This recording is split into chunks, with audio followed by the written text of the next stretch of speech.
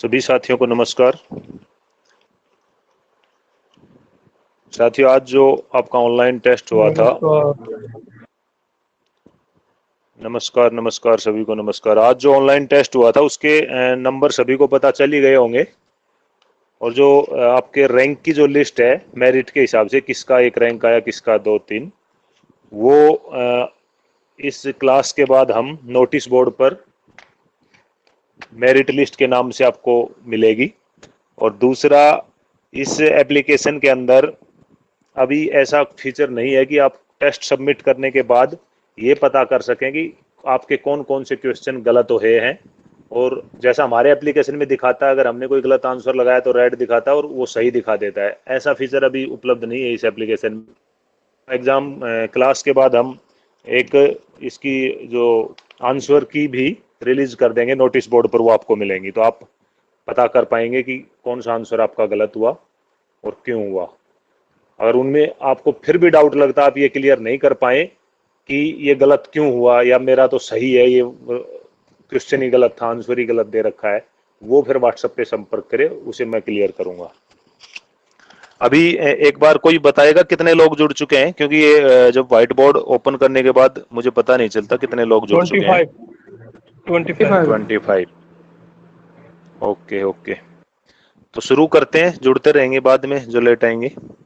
सबसे पहले तो मैं जो लिस्ट रिजल्ट तो सुबह लगाएंगे इसका रैंक का, लेकिन जो पहले हमारे 3 धुरंधर आए हैं उनका नाम अनाउंस जरूर करूंगा, क्योंकि आप लोगों के अंदर भी ये चाह होनी चाहिए कि भाई अगले दिन जो टेस्ट हो तो हमारा नाम भी सबके सामने अनाउंस हो।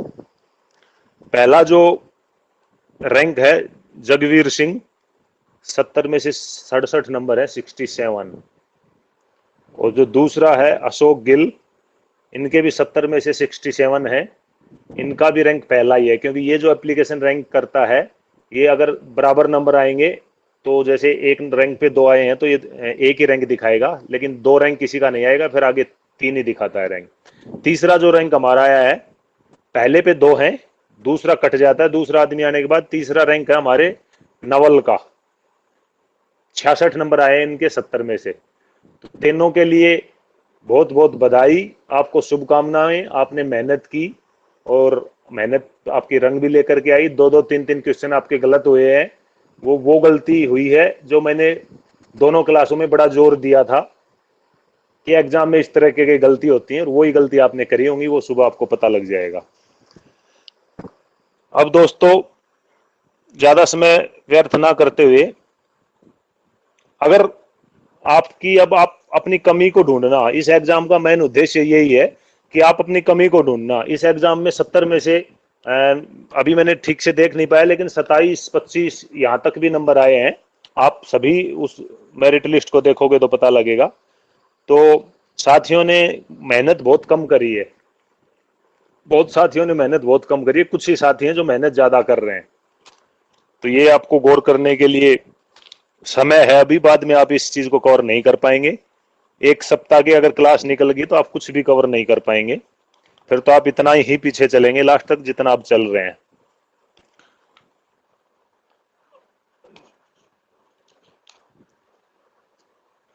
दोस्तों, आज हम अध्याय 4 सामान्य अपवाद के बारे में पढ़ेंगे। इसमें सेक्शन 76 से 106 तक है, लेकिन आज हम इसे 2 पार्टों में करेंगे। 96 से 106 तक की सेक्शन है, वो आत्मरक्षा से संबंधित है, उसको थोड़ा सा हम अलग समझेंगे क्योंकि बड़ी इंपॉर्टेंट चीज है वो। और अभी जो हम करेंगे 76 से 95 तक की सेक्शन करेंगे हम आज। सबसे पहले दोस्तों, सेक्शन 76 पे चलते हैं। विधि द्वारा बाध्य या तथ्य की भूल के कारण किया गया कोई कार्य। विधि द्वारा बाध्य या तथ्य की भूल के कारण अपने आप को बाध्य समझे और वो कोई काम कर दे। ऐसा कोई कार्य है जो विधि द्वारा बाध्य होने या तथ्य की भूल के कारण व्यक्ति अपने आप को विधि द्वारा बाध्य होने का विश्वास रखते हुए कोई काम कर दे, तो वो ये समझा जाएगा कि भाई वो कार्य अपराध नहीं है। ये जो सेक्शन है मोस्टली हमारी पुलिस से ही रिलेटेड है, और क्वेश्चन भी इसी तरीके का इसके अंदर से आ सकता है। कि जैसे एक कोई विधि विरुद्ध जमाव हो रहा है और वो हिंसा के ऊपर बलवा जिसे कहते हैं उतारू होने के लिए तैयार हो चुका है, हिंसा करनी उसमें शुरू हो गई है। अब उस पर और कोई काबू ना पाकर एसीपी या कोई डीसीपी साहब हमारे एक सिपाही हेड कांस्टेबल को ये कहते हैं कि भाई तुम गोली चला दो,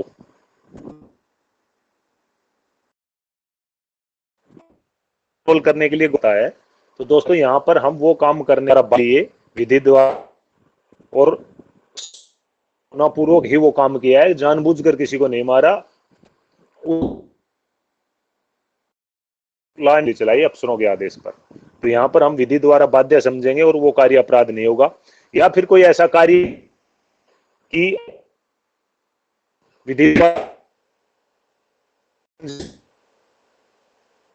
बेशक हो नहीं है, लेकिन कुछ ऐसा कार्य कर दें कि हम विधि द्वारा बाध्य नहीं थे लेकिन हमारी मनसा गलत नहीं थी, तो वो भी की भूल होगी दोस्तों, वो कार्य भी अपराध नहीं माना जाएगा। लेकिन इस बात का ऐसा नहीं होता प्रैक्टिकल में कि कोई काम कर दिया और कह दे जिनको तो पता ही नहीं था, क्योंकि पुलिस अगर जो अपवाद की सेक्शन है ये पुलिस नहीं दे गए तो तुमने ऐसा कर दिया, जिनमें पुलिस भी छोड़ सकती है, वो भी पूरा वेरीफाई करके, बाकी तो कोर्ट में मुकदमा जाता ही जाता है, फिर वहां पर जाके आदमी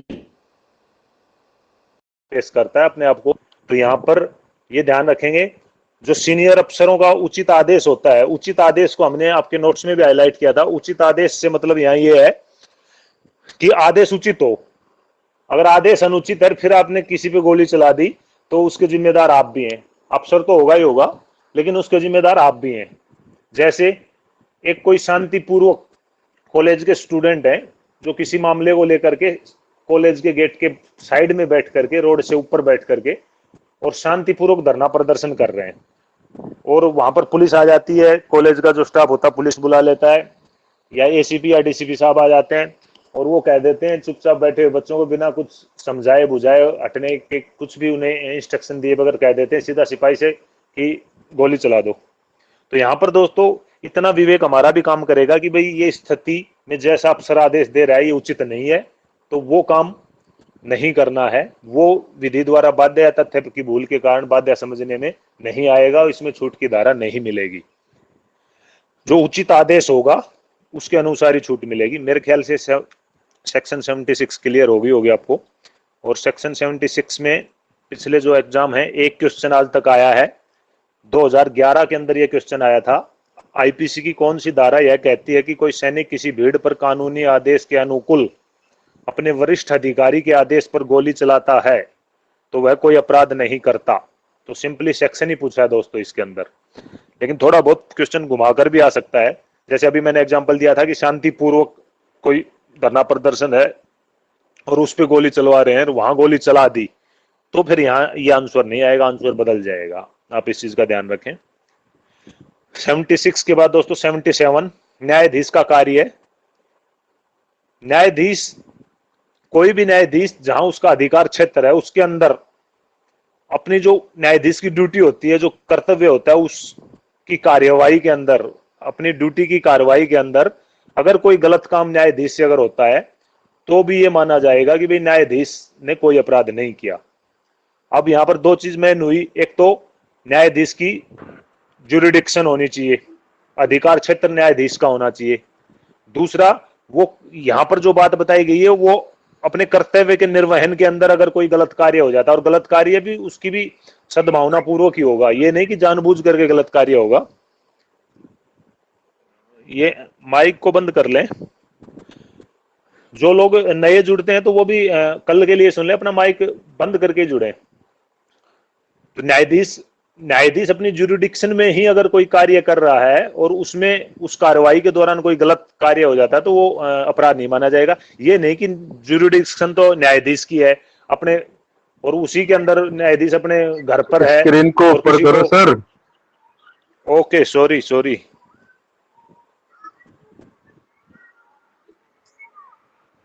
मेरा स्क्रीन की तरफ ध्यान कम रह पाता है, ठीक है। तो न्यायाधीश अगर किसी का मर्डर कर देगा अपनी पर्सनल दुश्मनी में तो ये नहीं कहा जाएगा ज्यूरिडिक्शन तो न्यायाधीश की थी और कार्य कर दिया। यहां पर अर्थ है न्यायाधीश जिस काम के लिए न्यायाधीश बना हुआ है, उस कार्यवाही के दौरान अगर कोई गलत काम हो, जैसे एक एग्जांपल ले लेते हैं हम इसका भी, जैसे कोई कोर्ट में कोई मामला जाता है और उसका जज साहब निर्णय सुना देते हैं, डिसीजन कर देते हैं, उसे 2 साल की 3 साल की सजा दे देते हैं या 10 साल की सजा दे देते हैं। फिर वो व्यक्ति हायर कोर्ट में अपील कर देता है और वहां से वो बरी हो जाता है। तो अगर एक हम फर्स्ट नजर में देखें तो एक तरीके से गलती तो हुई है। अगर वो व्यक्ति मान लो अपील नहीं करता तो वो तो 10 साल की सजा काट लेता, जबकि वो निर्दोष था। और हायर जो कोर्ट था, अथॉरिटी थी, उसने उसे दोबारा से रिव्यू करके सबूतों के आधार पर बरी कर दिया। तो एक तरीके से तो ये गलती है, लेकिन दोस्तों इस तरीके से वो गलती, ये जो सेक्शन कहती है कि इस तरीके की गलती, क्योंकि न्यायाधीश ने कोई दुश्मनी के चलते उसे नहीं भेजा था 10 साल के लिए जेल, तो ऐसी स्थिति में न्यायाधीश के द्वारा किए गए कार्य रहेंगे। न्यायाधीश के जो कर्तव्य हैं उनसे जुड़े हुए कार्य में कोई गलती होती है वो अपराध नहीं माने जाएंगे।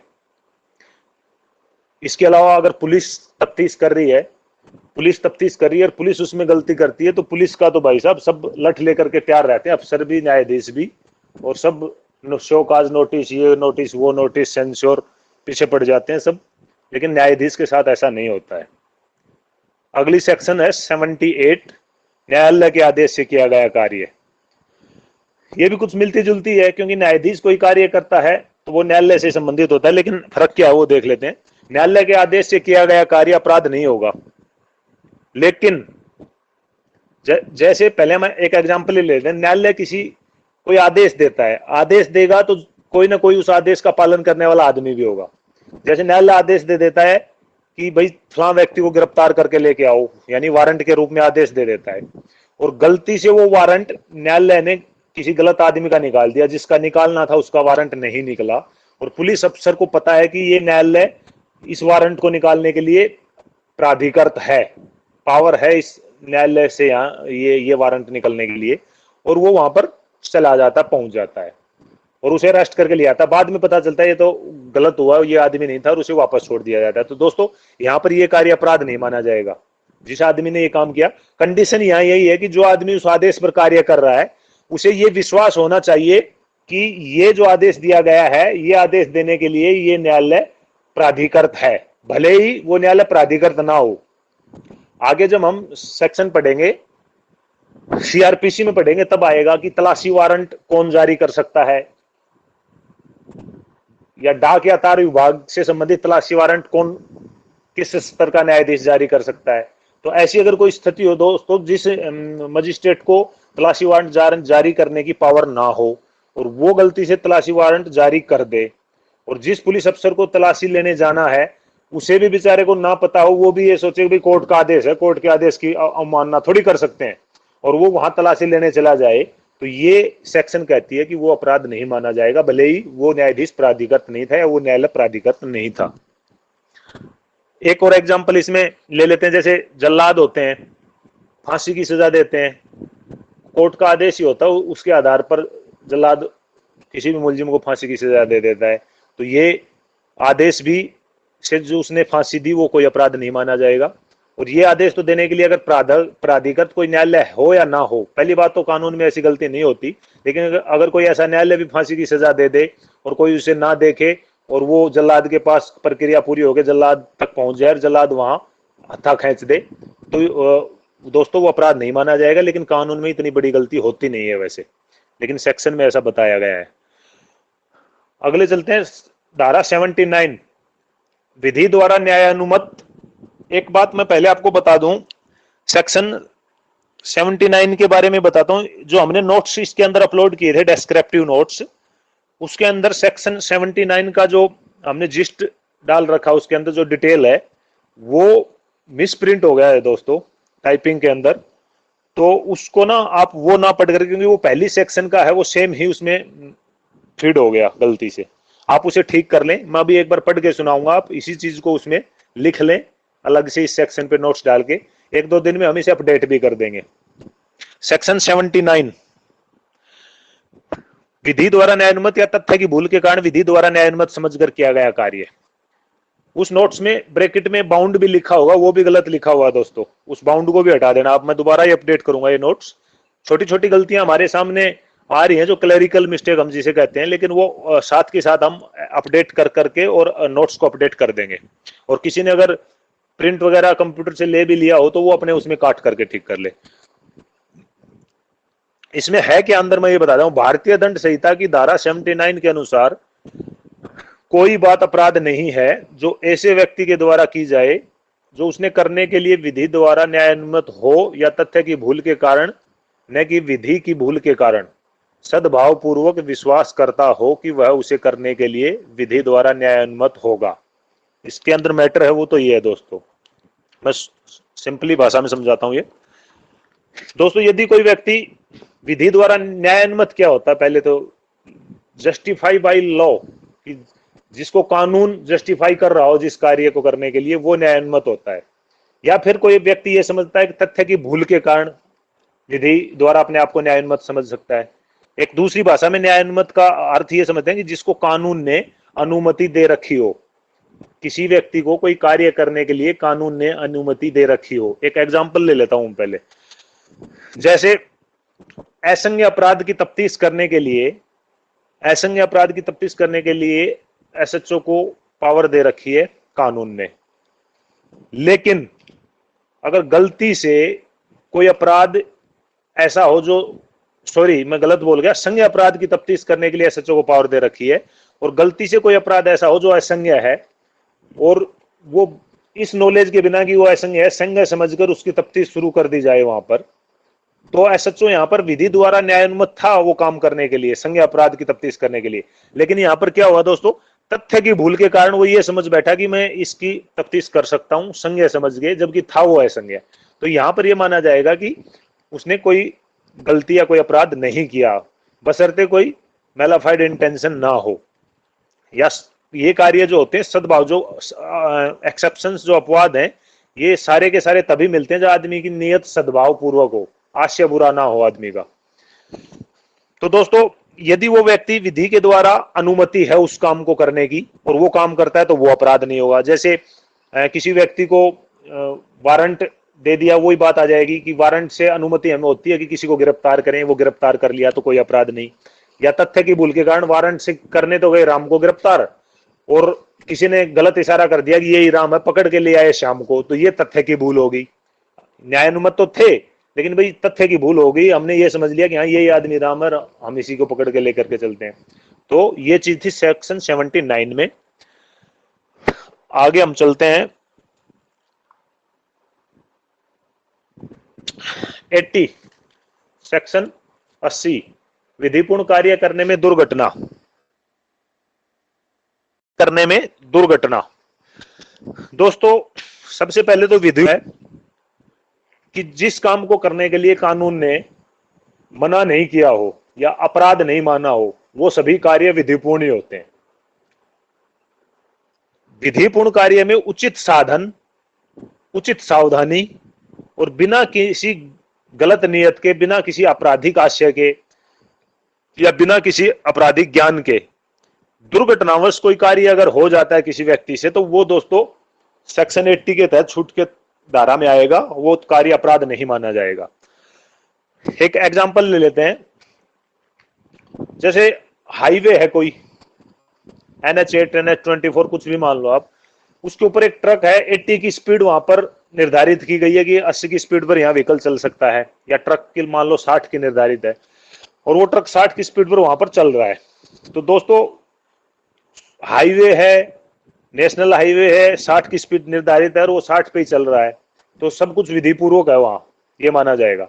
और चलते चलते उस ट्रक के सामने अचानक ग्रिल, लोहे की ग्रिल से कोई कूद करके आ जाए और उस ट्रक के नीचे आकर के वो आदमी मर जाए, तो दोस्तों यहाँ पर ये माना जाएगा कि जो व्यक्ति ड्राइविंग कर रहा था वो बिल्कुल नियम कानून के अनुसार विधि पूर्वक कर रहा था, और जो ये दुर्घटना हुई है इसके लिए उसे अपराधी दोषी नहीं माना जाएगा। लेकिन इस चीज का अर्थ ये नहीं समझा जाएगा कि एक्सीडेंट ठोक के और ये कह दे आदमी कि भाई विधि पूर्वक दुर्घटना हुई है। तो ये सारी चीजें जो होती हैं अदालती कार्रवाई में जाकर के साफ होती हैं। अगर ऐसी स्थिति में अगर कोई हो भी गया तो पुलिस ये नहीं करती कि जी ये तो विधि पूर्वक था और इसे माफ कर दिया, ये पुलिस तो मुकदमा ही देती है, कोर्ट से जाकर के निर्णय होता है, बरी होता है व्यक्ति। तो दोस्तों विधि पूर्वक कार्य समझ गए होंगे। तीन चीज मुख्य है, उचित साधन या सावधानी। सावधानी शब्द से यहां ये समझें कि लापरवाही ना हो। लापरवाही का मतलब स्पीड 60 की निर्धारित है और 80-90 पे ट्रक लेके जा रहा हो ड्राइवर, तो यहां पर सावधानी हट चुकी है उसकी और लापरवाही में कन्वर्ट हो चुकी है।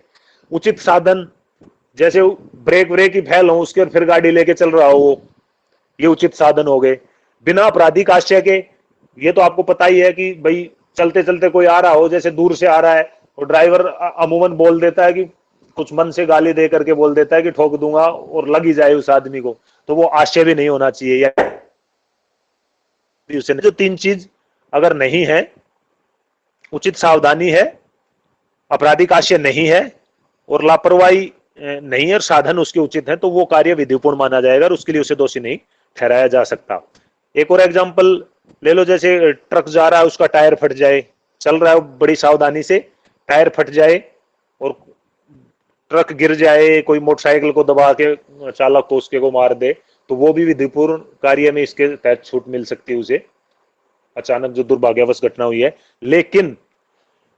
लेकिन जब मैकेनिकल इंस्पेक्शन होता है एक्सीडेंट के मुकदमे में गाड़ी का, और वहां पर यह पता लगे कि ये तो टायर ही ऐसा था जो कि 60,000 किलोमीटर चला हुआ था पहले से ही, तो दोस्तों उसे ये सेक्शन बचाव नहीं करेगी, क्योंकि वहां पर वो सावधानी जो शब्द था वो हट जाएगा। अगला दोस्तों सेक्शन 81, बड़ी हानि को रोककर छोटी हानि करना। बड़ी हानि को रोककर छोटी हानि करना, सद्भावना पूर्वक बिना किसी आपराधिक आशय के किसी बड़ी हानि को रोकने के लिए यदि कोई व्यक्ति कोई छोटी मोटी हानि कर देता है तो वो कार्य अपराध नहीं माना जाएगा। सीधा सा जैसा हमारी हेडिंग के अंदर आया था कि बड़ी हानि को रोकने के लिए छोटी हानि कोई कर दे तो वो कार्य अपराध नहीं माना जाएगा। इसके अंदर भी कुछ कंडीशन आएंगी, आईपीसी में हर धारा के अंदर कंडीशन तो बहुत मिलेंगी। तो इसमें कंडीशन क्या है दोस्तों, एक तो जिस हानि को रोकने के लिए छोटी हानि की गई है, तो यह देखा जाएगा कि क्या उस बड़ी हानि की प्रकृति ऐसी थी कि उस हानि को रोकने के लिए छोटी हानि करना आवश्यक था या उचित था या कानून में माफी के योग्य माना जाने लायक था। एक ये चीज देखी जाएगी। दूसरा दोस्तों ये देखा जाएगा कि बड़ी हानि को रोकने के लिए अगर छोटी हानि कर रहा है तो वो आशय व्यक्ति का पहले से नहीं होना चाहिए। उस व्यक्ति का ये आशय पहले से नहीं होना चाहिए कि भाई, जैसे मैं एक एग्जांपल देता हूं, ऐसे नहीं समझ पाएंगे। जैसे कोई गाड़ी 50 की स्पीड पे चल रही हो और 30-40 मीटर दूर अचानक से कोई बच्चा आ जाए, तो उस कर्तव्य बनता है उस ड्राइवर का कि वो 30 मीटर में गाड़ी को कंट्रोल करने की कोशिश करे और लास्ट स्टेप पे जब 1-2 कदम या 3-4-5 कदम दूर बचे, जब तक वो गाड़ी इस स्थिति में होगी, कंट्रोल नहीं होगी, तब वो जाकर के बगल में उस गाड़ी को दबाए, साइकिल से नीचे चल रहे व्यक्ति को चोट लग के वो मर जाए। तब तो दोस्तों ये होगा बड़ी हानि को रोककर छोटी हानि करना। और ये भी तब होगा, हानि वो भी छोटी नहीं हुई, लेकिन जब उसको ये साइकिल से जो व्यक्ति जा रहा हो वो दिखाई ना दे और उस बच्चे को बचाने के लिए वो ये सोचे कि साइड दबा लेता हूं, साइड दबाए और वो साइकिल टक्कर लग के मर जाए, तब ये इस सेक्शन के तहत छूट की धारा में मिलेगा। लेकिन यदि वो गाड़ी 30 मीटर दूर है, बच्चा अचानक से आ गया, तो उसने 5 मीटर तो कोशिश करी या 10 मीटर तक तो कोशिश करी ब्रेक लगा के रोकने की, और गाड़ी 50% कंट्रोल भी होगी, उसके बाद उसके हाथ पांव फूल गए और उसने देखा बगल में साइकिल वाला जा रहा है, बच्चे को बचा, तो उसी में टक्कर दे दी। तो ये जो दोस्तों यहां पर उसका माना जाएगा कि उसका आशय उस स्थिति में पहुंचने से पहले ये हो गया कि साइकिल वाले को टक्कर मार दे तू, तो इसे बच्चे को बचाने के लिए। इसलिए यहां लिखा गया है कि आशय पहले से नहीं होना चाहिए ऐसा कि भाई बराबर आने तक भी इसमें छूट मिल जाती है। अगर जैसे बच्चा था और साइकिल वाला थे तो दोनों मानव ही थे, तो दोनों पुरुष ही, लेकिन अगर वो साइकिल वाला दिखाई दे रहा है फिर वो मार रहा है तो बराबर की बात होगी, चाहे बच्चे को मारो चाहे इसको मारो, फिर तो उस पर मुकदमा दे ही देगी पुलिस। पुलिस तो वैसे भी देगी, लापरवाही मान ली जाएगी फिर तो उसकी। लेकिन अगर बच्चे की जगह अगर इधर बच्चा है, उधर कोई बकरी या कोई भेड़ या कोई छोटा पशु, कोई भैंस खड़ी हो, तो दोस्तों देखो जीव जंतु से आईपीसी में के हिसाब से जीव जंतु से ज्यादा वैल्यू मानव की समझी गई, क्योंकि संपूर्ण आईपीसी है मानव के ऊपर ही बनी है, मानव के लिए कानून बने, जीव जंतु के लिए कानून नहीं होते। कोई भैंस अगर किसी को जान से मार देगी तो उसे मर्डर की सजा नहीं होती है। तो आईपीसी मानव के लिए बनी है, तो बच्चे को बचाने के लिए अगर भैंस को टक्कर मारी और भैंस मर गई तो ये यही मानेंगे कि बड़ी हानि को बचाने के लिए छोटी हानि कर दी गई उसके द्वारा। एक एग्जांपल और लेते हैं, जैसे किसी सिनेमा घर में भयंकर आग लग गई और बहुत सारे लोग अंदर फंस के बाहर नहीं निकल पा रहे, और फायर ब्रिगेड को जैसे कॉल मिल रहा, फायर ब्रिगेड अपने सायरन बजाते हुए स्पीड से चलती है, फायर ब्रिगेड सभी को पता है चलती है, और एक आदमी अचानक फायर ब्रिगेड के नीचे आ जाता है।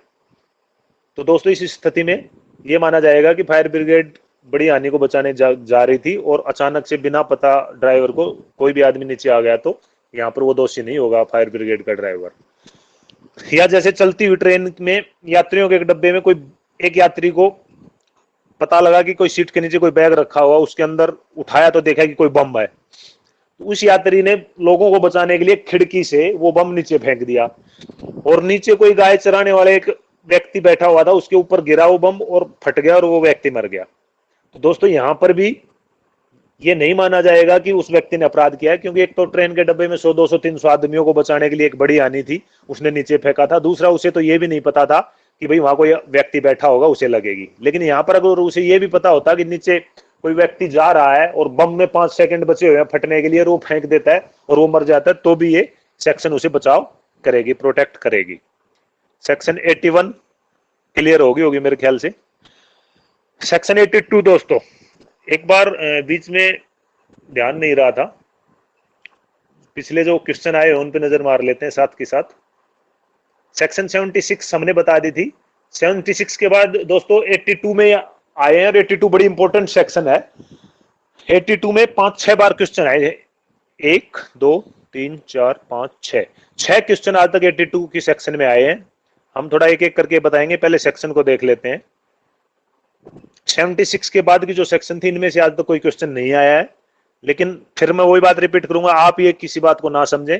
इतना तो समझ सकते हैं कि कोई सेक्शन अंदर से आपका दिमाग खा रही हो तो मोटा मोटा उसे समझ लें। आज तक उसमें कोई एग्जाम में क्वेश्चन आया ही नहीं है, तो मोटा मोटा उसे समझ लें और उसकी हेडिंग याद कर लें कि इस सेक्शन में क्या है, या ये जो चीज है ये किस सेक्शन में है।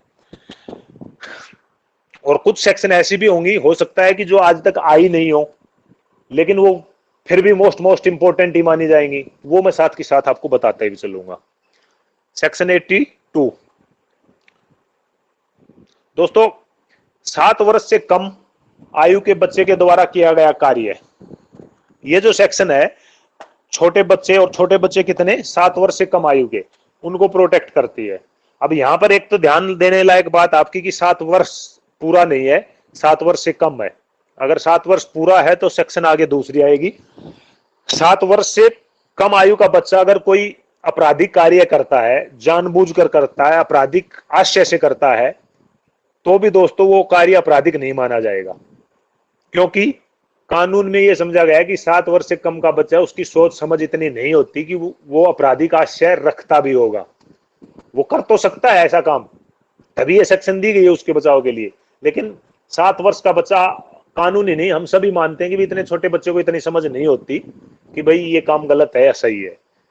तो दोस्तों 7 वर्ष से कम आयु के बच्चे ने अगर किसी की गर्दन को तलवार से भी उतार दे तो भी उस बच्चे का कुछ नहीं बिगड़ने वाला है, कोई अपराध नहीं है। और ऐसी स्थिति में अगर किसी बच्चे ने तलवार से किसी की गर्दन उड़ा दी, या ये मान लो कि लाइसेंसी पिस्टल किसी के घर में रखी हुई है और बच्चे ने वो उठाकर किसी को गोली मार दी, तो दोस्तों पुलिस ऐसी स्थिति में अगर बच्चे के माँ बाप बच्चे के एज प्रूफ दे देते हैं तो जरूरी नहीं कि वहां मुकदमा होगा। एज प्रूफ क्लियर होते ही 7 साल से कम है तो वहीं की वहीं तफ्तीश क्लोज कर सकते हैं, मुकदमा दर्ज उस पर नहीं होगा। दूसरा दोस्तों, लेकिन जो लापरवाही हुई है उस आदमी को खिलाफ मुकदमा दर्ज हो सकता है, उसे सजा हो सकती है। या तो उसके पिताजी के खिलाफ, जिसने लाइसेंसी रिवॉल्वर ऐसी जगह रखी जो बच्चे के हाथ लगे, उसकी लापरवाही आएगी इसके अंदर। या कोई तलवार किसी के पास हो रखी तो वो भी लापरवाही आएगी, या इलीगल तलवार हो, या किसी ने ये कह के छोटे बच्चे से कहा हो कि ये पिस्टल ले और फलां व्यक्ति अपने घर के सामने से जाएगा तो अब तुम गोली मार देना, तेरा तो कुछ बिगड़ना नहीं, ये सोच के उसका पापा या मम्मी ये बात कह दे, तो दोस्तों बच्चे का कुछ नहीं बिगड़ेगा, लेकिन उनके ऊपर कार्रवाई जरूर होगी। अगर मार दिया तो हत्या के दुष्प्रेरण वाली कार्रवाई हो जाएगी। जो भी जैसा भी अपराध होगा वैसी कार्रवाई उनके ऊपर होगी। समझ गए होंगे मेरे ख्याल से। इसमें ध्यान रखने लायक बात यह है कि 7 वर्ष से कम, पूरा पूरा 7 वर्ष भी नहीं, 7 वर्ष से ज्यादा भी नहीं, 7 वर्ष से कम, बार बार जोर दे रहा हूं, जो टेस्ट लेंगे उसमें इसी तरीके की गलतियां आएंगी। एक बार क्वेश्चन देख लेते हैं 6 बार कौन कौन से आए हैं। एक बार तो यही सिंपली आए हैं कि 6 साल का बच्चा खेलते एक व्यक्ति की तरफ छोटा पत्थर उछाल देता है और व्यक्ति मर जाता है, तो सीधी सी बात है 82 के तहत। ये 2005 में दोस्तों क्वेश्चन आया था। दूसरा भी इसी तरीके का क्वेश्चन आया था कि 6 वर्ष का बच्चा छत से एक फूलदान गिरा देता है और महिला को चोट लग जाती है, बच्चे ने क्या अपराध किया? तो इसमें कोई नहीं अपराध का ऑप्शन था, 2009 में आया था। उसके बाद दोस्तों 2010 में एक क्वेश्चन आया था कि 5 साल के लड़के ने लड़की पर रंगीन पानी से भरा हुआ गुब्बारा फेंका, लड़के ने क्या अपराध किया? वही बात आ गई, कोई इसमें ऑप्शन ही नहीं था कि 82 के तहत छूट मिलेगी, इसमें कोई अपराध का ऑप्शन था कि कोई अपराध नहीं किया। 2015 में भी एक क्वेश्चन आया है कि आईपीसी की धारा 82 किस तथ्य से संबंधित है। ये थोड़ा सा हटके क्वेश्चन आ गया, उस क्वेश्चन से हटके, लेकिन इसमें बस यही था कि 7 साल से कम उम्र वाले बालक का करते हैं, तो सिंपली है, इसके अंदर यही चीज है, हेडिंग में क्लियर हो जाता है क्वेश्चन भी। अगला 2017 में आया था दोस्तों। 2017 में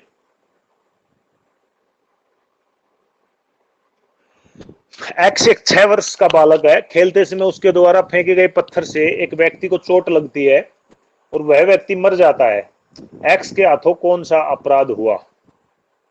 तो दोस्तों यहां भी 82 आईपीसी के अनुसार कोई अपराध नहीं हुआ। 6 की 6 जो क्वेश्चन है बिल्कुल सिंपली ही क्वेश्चन आए हैं। इनके अंदर जो टेढ़े मेढ़े क्वेश्चन होंगे वो आपको हमारी एप्लीकेशन के अंदर आप प्रैक्टिस करेंगे तो उसमें बहुत सारे क्वेश्चन इन सेक्शनों के ऊपर मिलेंगे और बहुत सारे ऐसे आपको कंफ्यूज करने वाले भी क्वेश्चन मिलेंगे। वहां पर आपकी प्रैक्टिस अच्छे से और भी अच्छे से हो जाएगी अगर ऐसा कोई क्वेश्चन आएगा तो भी। एक दूसरी बात मैं आपको और बता दूं, कभी कभी हम किसी चीज को कॉम्प्लिकेटेड करके चलते हैं, बड़ा कॉम्प्लिकेशन पैदा कर देते हैं किसी चीज में, क्योंकि हम मान लो आईपीसी सीआरपीसी पढ़ रहे हैं, एग्जाम किस चीज का दे रहे हैं? B1 का, लेकिन कुछ पढ़ाने वाले या कहीं हम कोचिंग कर रहे हैं कोचिंग वाले, या तो मेरे ख्याल से अपना सामर्थ्य मनवाने के लिए अच्छा टीचर हूं या बहुत A1 क्लास का मैं कोचिंग देता हूं, इस तरीके के क्वेश्चन क्रिएट कर देता है कि वो क्वेश्चन मेरे ख्याल से 1% तो मैं भी 99% वो क्वेश्चन कभी एग्जाम, लेकिन 1% तो कुछ भी हो सकता है संसार के अंदर। लेकिन वो क्वेश्चन इसलिए ही बताए जाते हैं कि इतनी दुविधा उस क्वेश्चन में होगी कि आप कंफ्यूज हो जाओगे और लास्ट में उसको भी यही कहना पड़ेगा कि उसके पास भी जवाब नहीं होगा उस क्वेश्चन के लिए कि भाई ऐसा क्यों। वो ये कहेगा जो चीज आपको बताई गई है सिर्फ उतना ही पढ़ो, ज्यादा गहराई में मत घुसो। तो दोस्तों हमें एक लेवल मेंटेन करके चलना है यहाँ पे कि हम किस चीज का, कोई हम जुडिशरी का कोई एग्जाम नहीं दे रहे, हमें कोई जज नहीं बनना, ठीक है, हम कोई वकील नहीं है, इसीलिए एग्जाम आता है। तो उस लेवल के हम उस लेवल से भी थोड़ा बारीकी में चलेंगे, जहां ज्यादा आवश्यकता होगी वहां ज्यादा बारीकी में चलेंगे और जहां जुडिशरी लेवल की बारीकी में जाने की आवश्यकता होगी तो वो चीज भी हम आपको साथ साथ बताएंगे। सेक्शन कई पूंछ पकड़ ले लटके रहे उसी के पीछे और आ जाए हमारा सर के ऊपर। नेक्स्ट सेक्शन पे चलते हैं दोस्तों हम। सेक्शन 82 हमारी होगी 83, 7 वर्ष व 7 वर्ष से ज्यादा और 12 वर्ष से कम आयु के अपरिपक्व शिशु का कार्य। अब यहां पर थोड़ा सा गौर करना, या चाहे कोई शिशु बच्चा पूरा पूरा 7 वर्ष का हो और चाहे वो 7 वर्ष से ज्यादा हो, लेकिन ज्यादा में वो 12 वर्ष से कम होना चाहिए। जैसे इससे पहले वाले सेक्शन में 7 वर्ष से कम होना था, ऐसे इसमें 12 वर्ष से कम होगा और 7 वर्ष का पूरा भी हो सकता है और 7 वर्ष से ज्यादा भी हो सकता है। तो यहाँ पर ये दो शब्द पूरा ध्यान रखें कि 82 और 83 में ऐसे क्वेश्चन आते हैं और आएंगे जहां कंफ्यूज होते हैं हम कि 7 वर्ष से पूरा उसमें था या इसमें था, ये कंफ्यूजन आएगा आपको और आप में से काफी लोगों के क्वेश्चन गलत भी होंगे।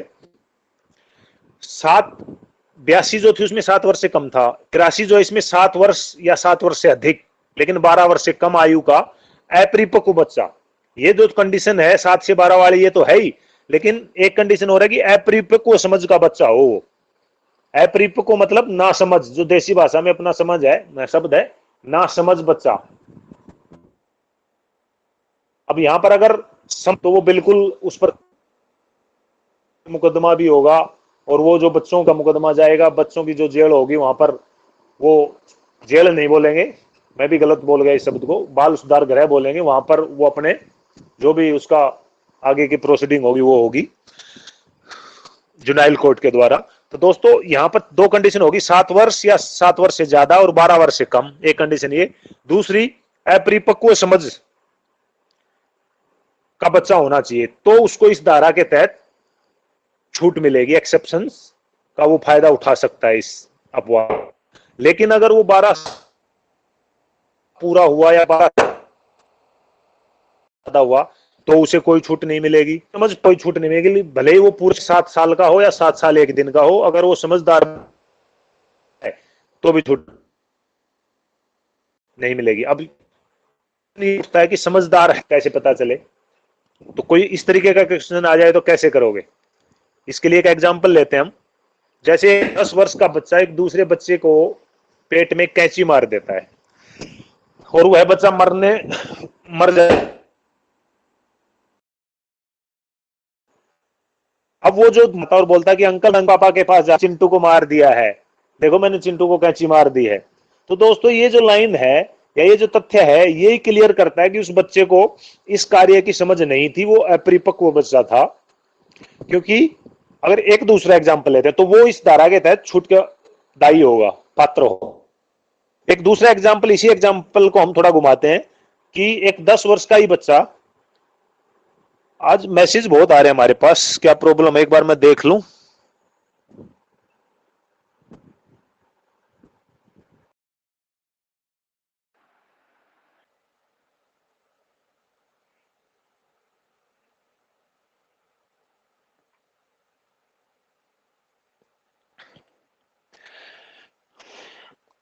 हम थे दोस्तों सेक्शन 82 के ऊपर, 83 के ऊपर आ गए थे हम, सॉरी। तो दोस्तों जैसे एक एग्जांपल हमने ले लिया था कि बच्चे ने कैंची मार के और उसके मम्मी पापा को बताया वो वाला।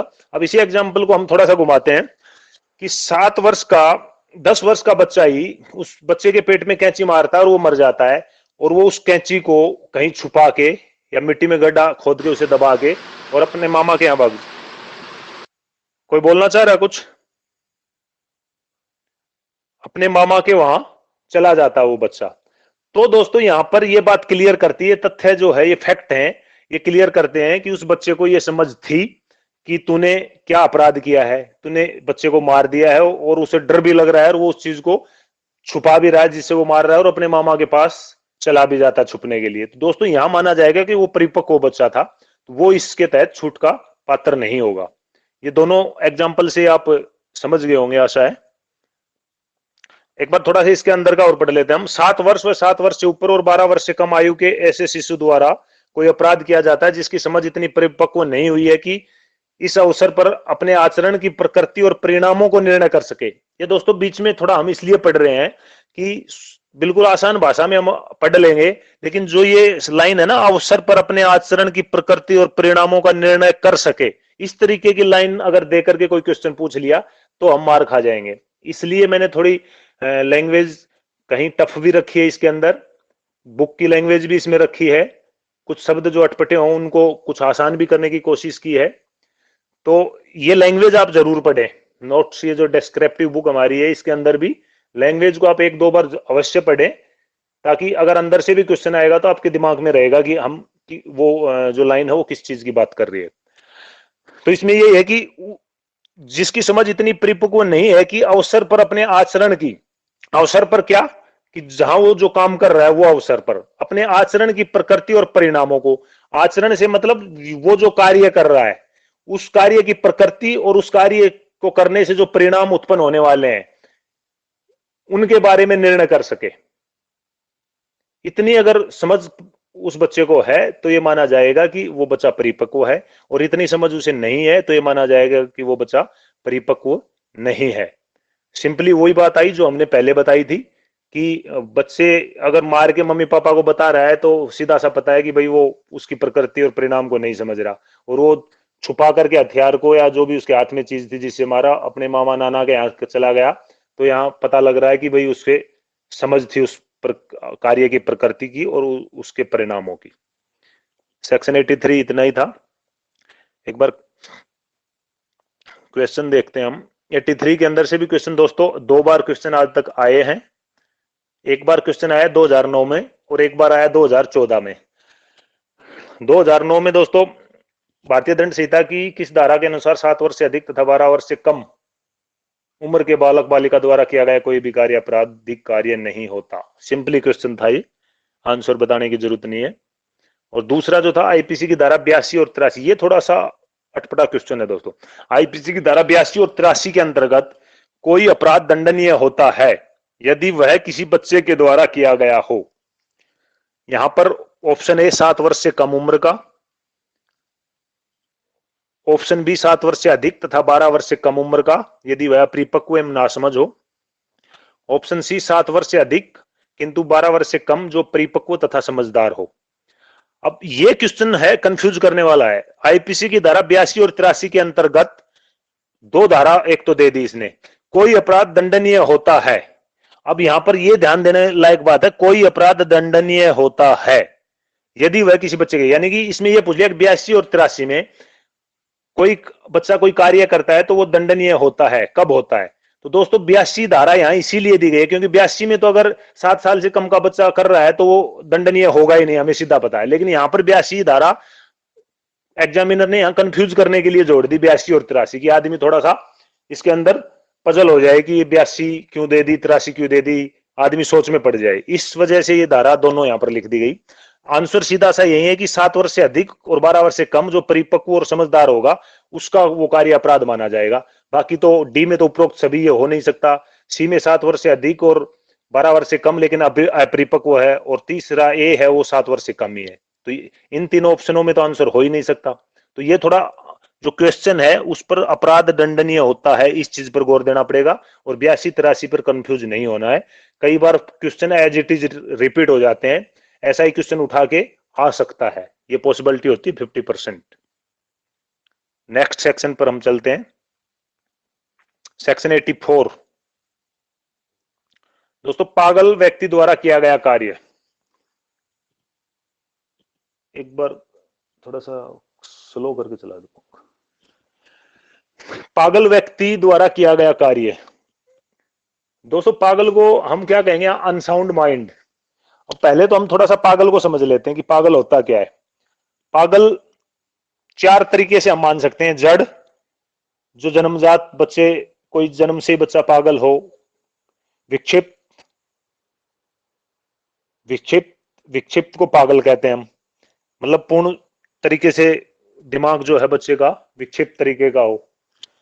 बीमारी से विकृत, यानी कि बाद में बीमारी से किसी को ऐसी बीमारी हो जाए उससे कोई पागल हो जाए, या कोई ऐसी बीमारी हो जाए जिससे समय समय पर ऐसे दौरे पड़ते हो जिस दौरान वो सब पागल के जैसा हो जाए। और नशा किया हुआ व्यक्ति, जो भी नशीले पदार्थ हैं और जो नशा होता है, नशा करने के बाद अगर वो व्यक्ति बिल्कुल किसी कार्य की, जब अभी जो बच्चे की बात करी थी हमने, किसी कार्य की प्रकृति और उसके परिणामों को समझने के लायक नहीं रहता है, अगर ऐसी कंडीशन है तो वो नशा किया हुआ व्यक्ति भी उस समय पागल के अंदर आएगा। लेकिन पागल व्यक्ति द्वारा किया गया कार्य अपराध नहीं माना जाएगा। एक तो हमने ये पढ़ लिया। अब अगर ये पढ़ेंगे नशा किया हुआ तो इसमें अगली सेक्शन आएगी दोस्तों, उसमें पता लगेगा कि क्योंकि नशा करके अगर आदमी ने, किसी ने 2 पैक लगा के भी किसी को मार दिया तो वो चीज आगे वाले में पढ़ेंगे हम, अभी कंफ्यूज नहीं होना इस बात पर। तो जो कार्य किसी ऐसे व्यक्ति द्वारा किया जाए जो उसे करते समय मन की अस्वस्थता के कारण, मन की अस्वस्थता मतलब वहां दिमाग की हालत से है, उस कार्य की प्रकृति और उसके परिणामों को, वही बच्चे की जो सेक्शन में हमने उदाहरण दिया था, जो वो कार्य कर रहा है उस कार्य की प्रकृति को और उससे उत्पन्न होने वाले परिणामों को, रिजल्ट्स को, वह कार्य विधि के प्रतिकूल है। और साथ में ये जोड़ दिया कि ये पता हो या नहीं पता हो कि भाई ये कार्य गैर कानूनी है। ये तीनों चीज जानने में वो व्यक्ति अगर असमर्थ है, ऐसी कंडीशन, ऐसी हालत, ऐसी स्थिति में वो व्यक्ति नहीं है कि ये तीनों चीजें समझ सके, तो वो कार्य अपराध नहीं माना जाएगा।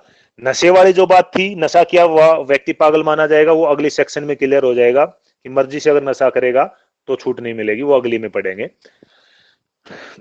इसमें थोड़ा सा और पढ़ लेना, लेकिन इसमें जरूरी नहीं कि किसी भी व्यक्ति को पागल हो अपराध के दौरान उस समय उसके दिमाग की स्थिति क्या है, इस चीज पर ध्यान दिया जाएगा। और पागल, विकृत मस्तिष्क यानी अनसाउंड माइंड शब्द के अंतर्गत निम्नलिखित आएंगे।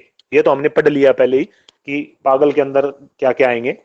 लेकिन दोस्तों, जिस समय किसी व्यक्ति ने कोई एक्ट किया है, कोई आपराधिक कार्य किया है, उस समय उस व्यक्ति की दिमाग की स्थिति देखी जाएगी कि उस कार्य को करते हुए उस व्यक्ति की दिमाग की हालत बिल्कुल उस कार्य की प्रकृति और परिणाम को समझने लायक नहीं थी, तो उस व्यक्ति को छूट मिलेगी। अगर जन्म से पागल है, परमानेंट ही पागल है, पूर्ण रूप से पागल है, तब तो बात अलग है दोस्तों। लेकिन अगर जैसे कोई बीमारी वाला पागल है, किसी किसी को ऐसे दौरे पड़ते हैं कि वो बिल्कुल पागल हो जाता है, तो उस स्थिति में यह देखा जाएगा कि वो एक्ट जो हुआ है बिल्कुल उसी टाइम उसकी स्थिति दिमाग की क्या थी, तो उसको इस धारा के तहत छूट मिल सकती है। 84 के अंदर भी दोस्तों क्वेश्चन आए हुए हैं। एक बार क्वेश्चन, दो बार क्वेश्चन 84 के अंदर आज तक दोस्तों आया है, एक बार 2014 के अंदर और एक बार 2019 के अंदर। 14 के अंदर था विकृत चित्ता में आपराधिक जिम्मेदारी से बचाव के लिए मस्तिष्क की संज्ञानात्मक क्षमता की कमी। हाँ, अटपटा सा क्वेश्चन है थोड़ा, विकृत सारे शब्द ही ऐसे दे दिए इसमें।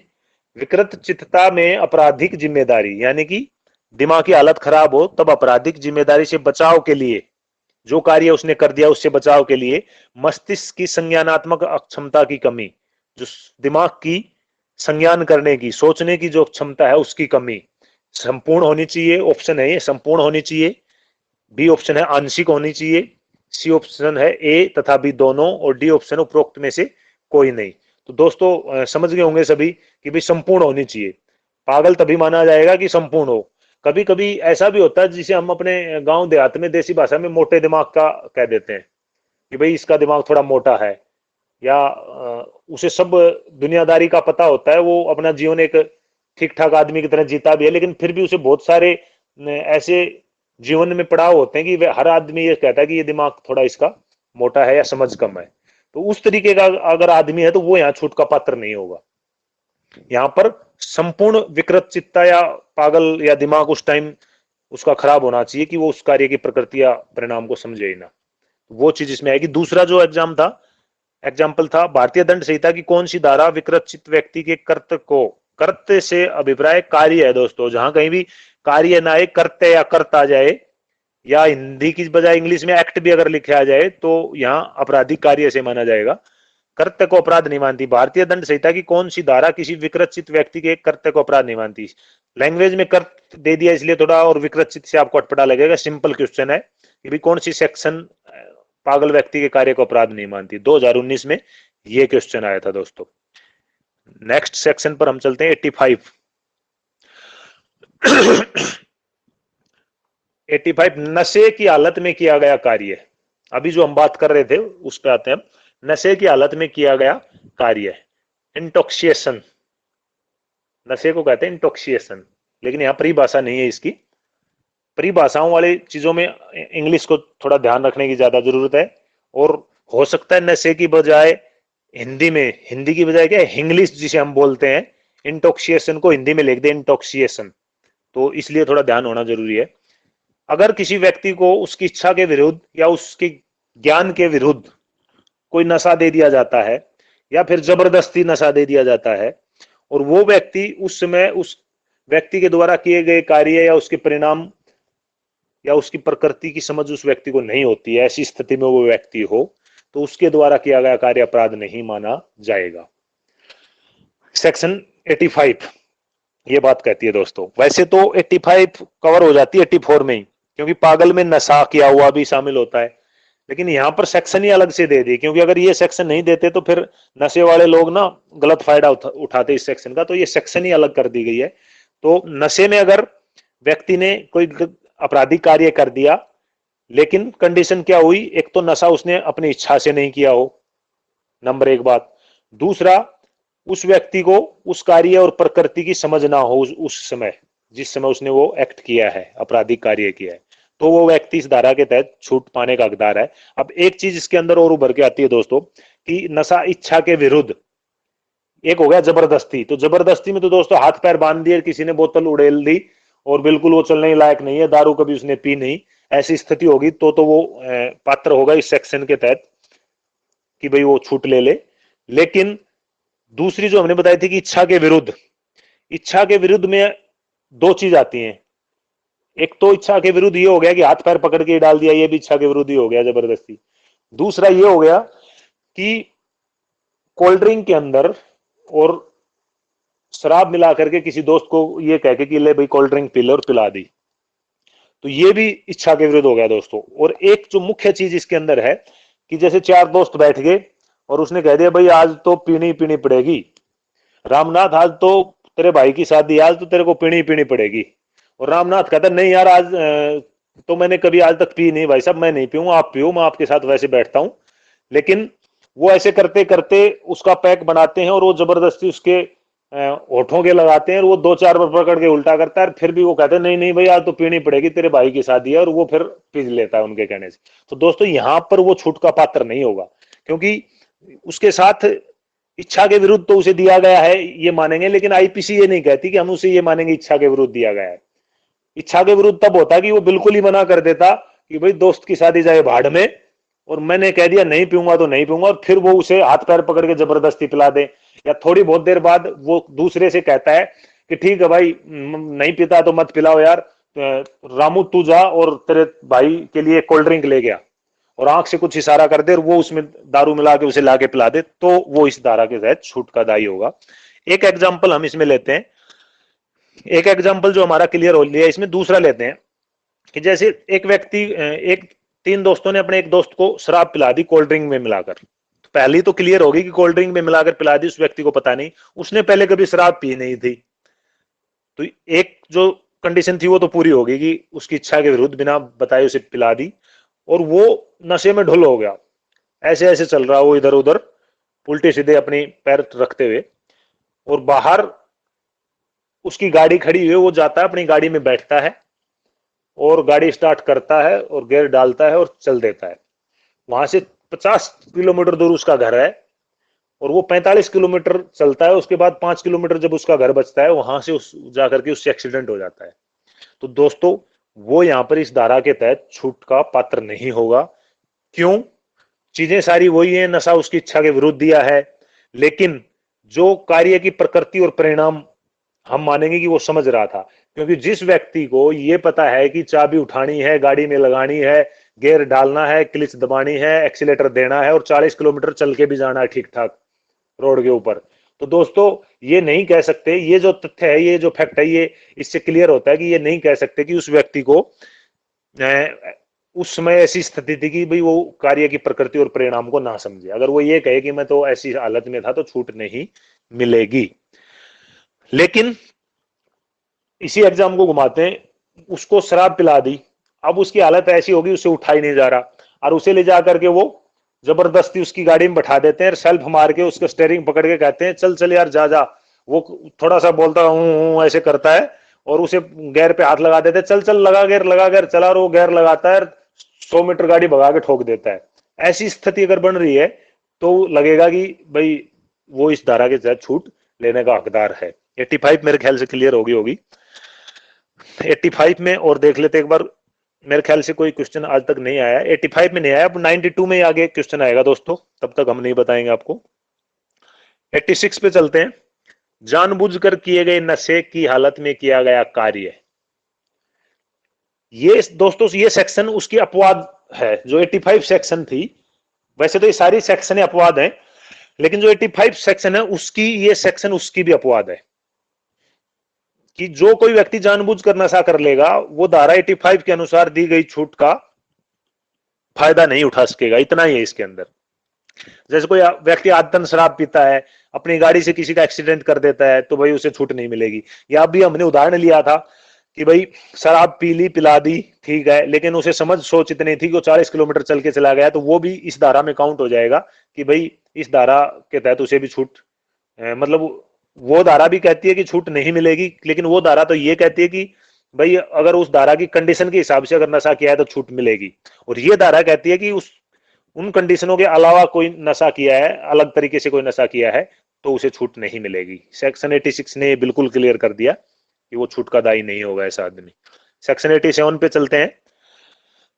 आपसी सहमति से किया गया कार्य, आपसी सहमति से किया गया कार्य, आपसी सहमति से यदि कोई व्यक्ति कोई कार्य करते हैं, दो व्यक्ति आपस में सहमति बनाते हैं और कोई कार्य करते हैं, तो दोस्तों ये सेक्शन कहती है कि वो कार्य आपराधिक कार्य नहीं होगा। लेकिन इसमें भी एक कंडीशन है, ये सेक्शन सिर्फ चोट तक की छूट देती है कि आपसी सहमति से कोई कार्य दो लोगों ने शुरू किया या तीन लोगों ने शुरू किया और उस कार्य में किसी को चोट लग जाती है, तो उस कार्य में वो छूट के दायी होंगे, पात्र होंगे।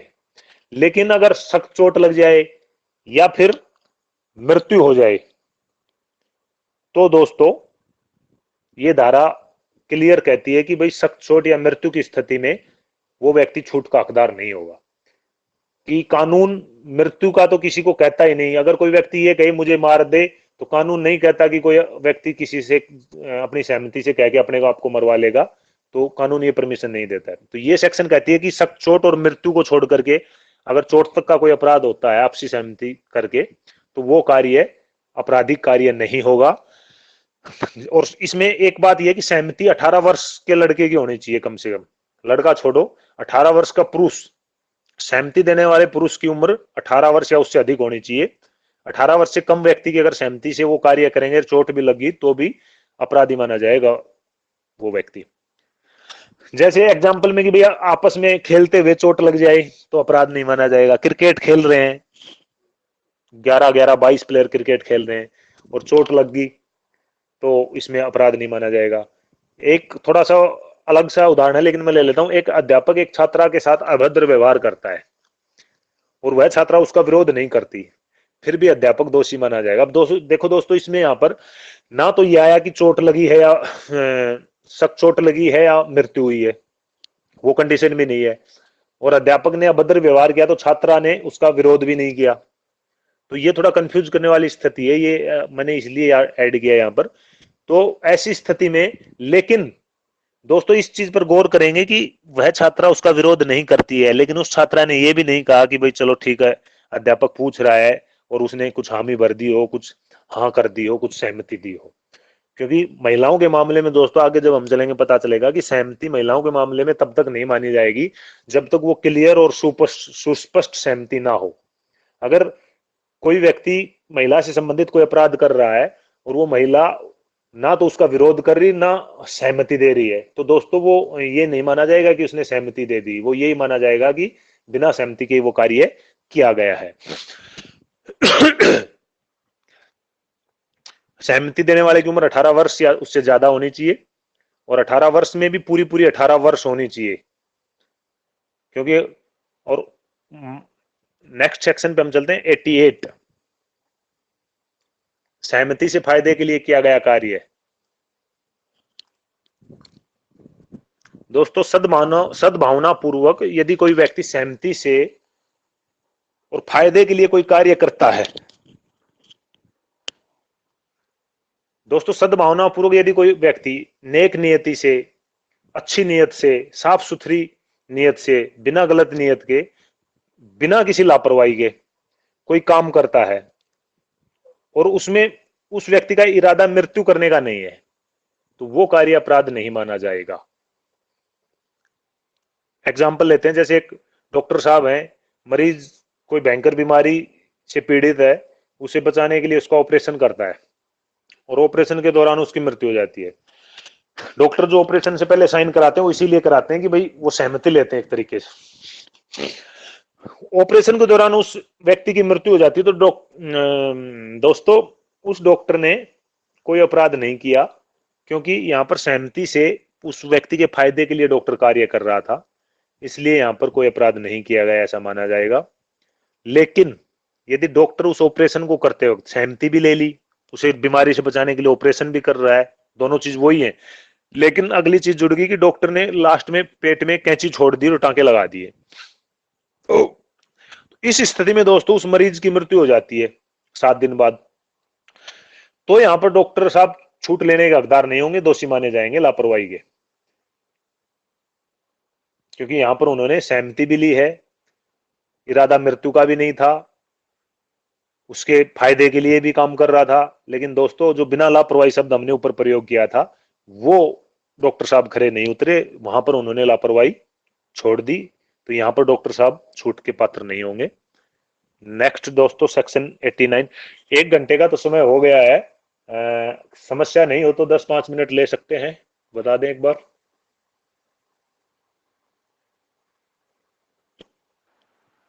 ले सकते हैं सर। ओके। सेक्शन 89, संरक्षक द्वारा या उसकी सहमति से बच्चे या पागल व्यक्ति के फायदे के लिए सद्भावना पूर्वक किया गया कार्य। संरक्षक द्वारा या उसकी सहमति से बच्चे या पागल व्यक्ति के लिए किया गया सद्भावना पूर्वक कार्य। अब यहां पर बच्चे से अभिप्राय दोस्तों लगेगा 12 वर्ष से कम आयु का। 12 वर्ष से कम आयु का बच्चा हो तो उस बच्चे से के फायदे के लिए अगर कोई कार्य किया जा रहा है तो उसकी सहमति, अगर डॉक्टर, वही एग्जांपल ले लें कि उस व्यक्ति की जगह कोई 12 वर्ष से कम आयु का बच्चा बीमार है और डॉक्टर उस बच्चे की सहमति लेकर के उसका ऑपरेशन करे और वो बच्चा मर जाए, तो यहाँ पर डॉक्टर साहब छूट के पात्र नहीं होंगे, डॉक्टर साहब भी अपराधी माने जाएंगे। लेकिन दोस्तों ऐसी स्थिति में सहमति जो है उस बच्चे के संरक्षक से, और संरक्षक से अभिप्राय यहाँ पर कानूनी संरक्षक होगा, जैसे माँ हो गया या पिताजी हो गया, या माँ या पिताजी नहीं है तो कोई ऐसा रिश्ता जिसे समाज में मान्यता प्राप्त है संरक्षक के रूप में, सगा चाचा हो गया, जो भी उस बच्चे के फायदे के लिए कार्य करने वाला व्यक्ति है, देख रेख करने वाला व्यक्ति है, वो संरक्षक माना जाएगा। उसकी सहमति से अगर उस बच्चे के फायदे के लिए कार्य किया जा रहा है तो वो कार्य भी अपराध नहीं माना जाएगा। चीजें वही आ जाएंगी इसमें, लापरवाही ना हो, इरादा गलत ना हो और सहमति सही तरीके से ली गई हो, तो इसमें भी छूट मिल सकती है इस सेक्शन के तहत। एग्जाम्पल देख लेते हैं। संरक्षक की सहमति पर 12 वर्ष से कम आयु के बच्चे अथवा पागल व्यक्ति का एक डॉक्टर सद्भावना पूर्वक बिना लापरवाही के इलाज करता है और इलाज के दौरान उसकी मृत्यु हो जाती है, डॉक्टर दोषी नहीं माना जाएगा। सिंपल बात होगी, ये बात क्लियर। 90 पे चलते हैं दोस्तों। भय भ्रम पागल व्यक्ति या 12 वर्ष से कम आयु के बच्चे या दूर से दी गई सहमति मान्य नहीं होगी। अब दोस्तों जैसे ये जो भय भ्रम है ना, इसे अगर याद करने में आपको दिक्कत आए तो एक बार तो आप पूरी पढ़ लें, लेकिन थोड़ा शॉर्टकट में भी आप इसे याद कर सकते हैं कि भय भ्रम पागल व्यक्ति या 12 वर्ष से कम आयु का बच्चा, इतने पे ही आपको ध्यान आ जाएगा कि उसकी सहमति मान्य नहीं होगी। अब सहमति तक की तो बात होगी कि सहमति से भाई जो काम होंगे, पीछे की सेक्शनों में हमने 3-4 सेक्शनों में सहमति पर ही चर्चा की है कि इस सहमति से अगर ऐसे किया तो ये कार्य होगा, ये होगा, ये होगा। लेकिन अब बात आती है कि सहमति को, पहली बात तो सहमति को आईपीसी में कहीं पर परिभाषित तो किया नहीं गया अलग से, तो ये सेक्शन आ गई कि किसकी सहमति मान्य नहीं होगी। किसी को डरा धमकाकर सहमति ली गई हो, किसी को भ्रम में डालकर सहमति ली गई हो, किसी पागल व्यक्ति से सहमति ली गई हो, 12 वर्ष से कम आयु के बच्चे से सहमति ली गई हो, तो ऐसी सहमति मान्य दोस्तों नहीं होंगी।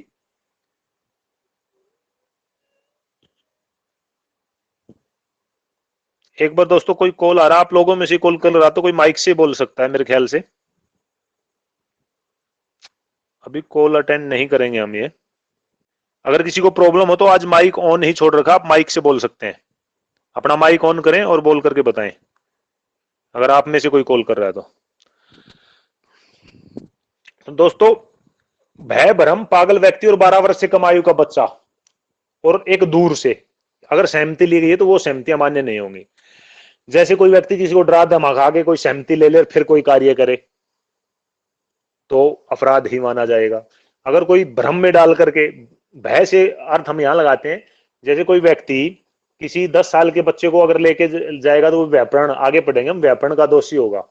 लेकिन अगर वो उसके माँ बाप की सहमति से ले जाता है तो दोस्तों नहीं होगा। लेकिन वो माँ बाप को डरा धमका करके किसी भय में डाल के फिर ले जाता है तो वो छूट के हकदार नहीं होंगे इस धारा के तहत। ऐसे ही भ्रम, जैसे एग्जाम्पल ले लेते हैं भ्रम के ऊपर। जैसे कोई बोलना चाह रहा है कुछ,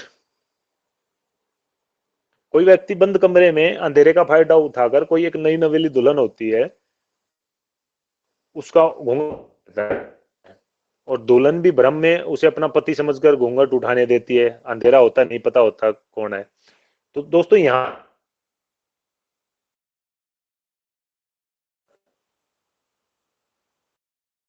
ये भ्रम है, यहाँ पर यही माना हकदार नहीं होगा। पागल काम पहले भी पढ़ चुके हैं, इनसे अगर सहमति ली जाएगी तो वो मान्य नहीं होगी। और एक हो गया दूर से सहमति लेना। अगर किसी दूर स्थान से सहमति देने वाला कोई कार्य कर रहे हैं, कार्य में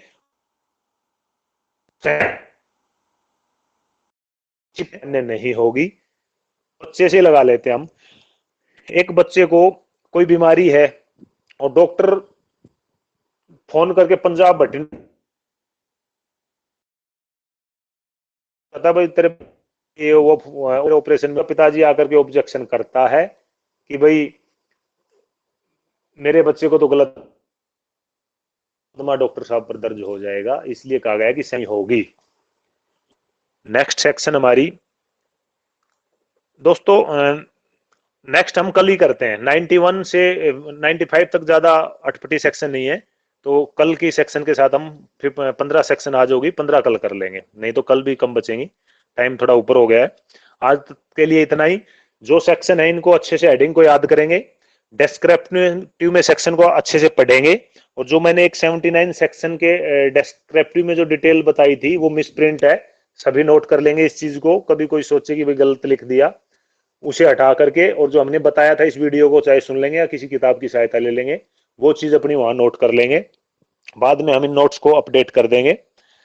और टेस्ट की जो रैंकिंग है वो आपको अब मैं लगभग 15-20 मिनट या आधे घंटे में अपडेट कर दूंगा, और जो आंसर की हैं वो अपडेट कर दूंगा। आप आराम से सो सकते हैं, सुबह भी इस चीज को देख सकते हैं, इसके लिए बैठे ना रहें कि आएंगे देखेंगे फिर सोएंगे। और कमी बहुत ज्यादा रही है दोस्तों इस एग्जाम में।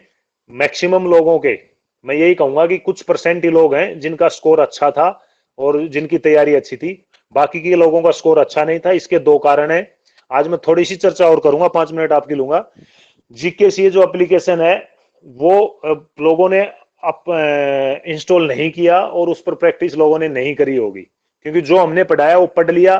पढ़ाने में सब कुछ कवर नहीं होता दोस्तों, अगर पढ़ाने में सब कुछ कवर होता तो प्रैक्टिकल नाम की जो चीज है वो दुनिया में नहीं होती। पुलिस में भी जो आज हम ये सेक्शन रट रहे हैं, पढ़ रहे हैं, इसके बाद जब आप हेड कांस्टेबल बनेंगे फिर आप लोअर भी करेंगे, वहां भी पढ़ाया जाएगा। लेकिन ये मैं दावे के साथ कहता हूं कि ये जो सब पढ़ोगे ना, लास्ट में जो भी सीखोगे वो प्रैक्टिकल से ही सीखोगे। तो उस एप्लीकेशन में दोस्तों बहुत कम लोगों ने एनरोल किया, और खास का बात यह भी हो सकती है कि उस एप्लीकेशन के ऊपर अब तक फ्री की बात हो रही थी, तो कुछ लोग ये सोच रहे होंगे भाई कि भाई फ्री की बात हो रही थी या हमें कुछ गलत बताया गया, या जहां होता है टर्म्स एंड कंडीशन वाली बात होगी। टर्म्स और कंडीशन वाली बात नहीं है, ऑनलाइन क्लास के लिए फ्री बोला था और फ्री ही रहेगी लास्ट तक आपके लिए। ये गारंटी नहीं देता हूं कि आगे आने वाले जो और लोग जुड़ेंगे उनके लिए भी फ्री होगी या नहीं होगी, हो सकता है हो सकता है ना हो, लेकिन जितने लोग अब तक जुड़ चुके हैं इनके लिए इस एग्जाम तक फ्री ही होगी। और रही उस एप्लीकेशन की बात, उस पे जो चार्ज लगाया हुआ दोस्तों बहुत नॉमिनल सा चार्ज है, 500 रुपए में। अब पहले 350 रुपए में मिलता था, लेकिन वो जो उस पे डिस्काउंट था वो खत्म हो चुका है। अब 500 रुपए में 3 महीने के लिए है इस एग्जाम के हिसाब से, और 500 रुपए 3 महीने में डिवाइड करते हैं तो 160-70 रुपए हिस्से में आते हैं, जो एक अखबार के खर्चे से भी कम खर्चा है। और ये पैसा इसीलिए रखा गया है, फ्री हम आपके लिए उसको भी कर देते, लेकिन server charge, annual maintenance charge, काफी कुछ खर्चे होते हैं, तो सारे मैं ना झेलूं, कुछ आप भी झेल लो और वो खर्चे निकल जाएं, और मैं ये जो सेवा है मेरी तरफ से आपको फ्री कर दूं इस साल, यही मेरे लिए बहुत सौभाग्य की बात होगी। और आप ज्यादा से ज्यादा लोग 100% रिजल्ट दे, ज्यादा से ज्यादा लोग हेड कांस्टेबल बने, यही मेरी आशा है और यही मेरा विश्वास है और यही मेरी इच्छा है इस साल के लिए। आप सभी का बहुत बहुत धन्यवाद।